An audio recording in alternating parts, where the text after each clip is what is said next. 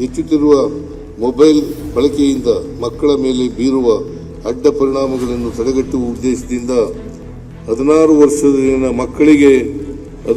ವರ್ಷದೊಳಗಿನ ಮಕ್ಕಳಿಗೆ ಸಾಮಾಜಿಕ ಜಾಲತಾಣದ ಬಳಕೆಯನ್ನು ನಿಷೇಧಿಸಲಾಗುವುದು. ಹೆಚ್ಚುತ್ತಿರುವ ಮೊಬೈಲ್ ಬಳಕೆಯಿಂದ ಮಕ್ಕಳ ಮೇಲೆ ಬೀರುವ ಅಡ್ಡ ಪರಿಣಾಮಗಳನ್ನು ತಡೆಗಟ್ಟುವ ಉದ್ದೇಶದಿಂದ 16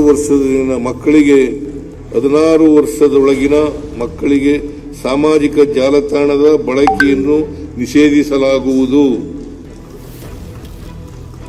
ವಿದ್ಯಾರ್ಥಿಗಳ ಆರೋಗ್ಯ, ಭವಿಷ್ಯ ಮತ್ತು ವ್ಯಕ್ತಿತ್ವ ರೂಪಿಸುವ ಸ್ಥಳವಾಗಿರುವ ಶಾಲಾ ಕಾಲೇಜುಗಳು ಮತ್ತು ವಿಶ್ವವಿದ್ಯಾಲಯಗಳಲ್ಲಿ ಮಾದಕ ವಸ್ತುಗಳ ಬಳಕೆಯನ್ನು ತಡೆಯಲು ವಿದ್ಯಾರ್ಥಿಗಳಿಗೆ ಶಿಕ್ಷಣ ಮತ್ತು ಜಾಗೃತಿ ಕಾರ್ಯಕ್ರಮ, ಕಠಿಣ ನಿಯಮ ಹಾಗೂ ಸಹಾಯ ಕೇಂದ್ರಗಳ ಮೂಲಕ ಮಾದಕ ವಸ್ತುಗಳ ಮೇಲೆ ಕಟ್ಟುನಿಟ್ಟಿನ ನಿರ್ಬಂಧ ಹೇರಲಾಗುವುದು.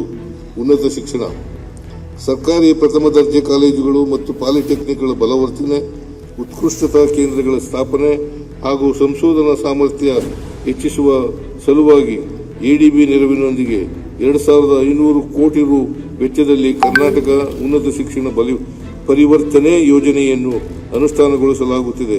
ಈ ಯೋಜನೆಯಡಿ 40 ಸರ್ಕಾರಿ ಪ್ರಥಮ ದರ್ಜೆ ಕಾಲೇಜುಗಳು ಮತ್ತು 11 ಪಾಲಿಟೆಕ್ನಿಕ್ಗಳನ್ನು ಮಾದರಿ ಸಂಸ್ಥೆಗಳನ್ನಾಗಿ ಅಭಿವೃದ್ಧಿಗೊಳಿಸಲಾಗುತ್ತಿದೆ. ವಿದ್ಯಾರ್ಥಿಗಳಲ್ಲಿ ಉತ್ತಮ ಉದ್ಯಮಶೀಲತೆ ಮತ್ತು ಸ್ಟಾರ್ಟ್ಅಪ್ ಸಂಸ್ಕೃತಿಯನ್ನು ಪ್ರೋತ್ಸಾಹಿಸಲು ಎಡಿಬಿ ನೆರವಿನೊಂದಿಗೆ 9 ಉತ್ಕೃಷ್ಟತಾ ಕೇಂದ್ರಗಳನ್ನು ಸ್ಥಾಪಿಸಲಾಗುವುದು.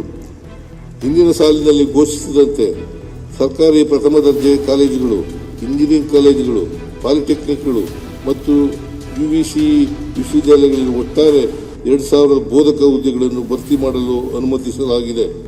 ಸದರಿ ನೇಮಕಾತಿ ಪ್ರಕ್ರಿಯೆಯನ್ನು ಶೀಘ್ರದಲ್ಲಿ ಪೂರ್ಣಗೊಳಿಸಲಾಗುವುದು. ಮುಂದುವರೆದು ಸಾರ್ವಜನಿಕ ವಿಶ್ವವಿದ್ಯಾಲಯಗಳಲ್ಲಿ 1000 ಬೋಧಕ ಹುದ್ದೆಗಳನ್ನು ಸರ್ಕಾರ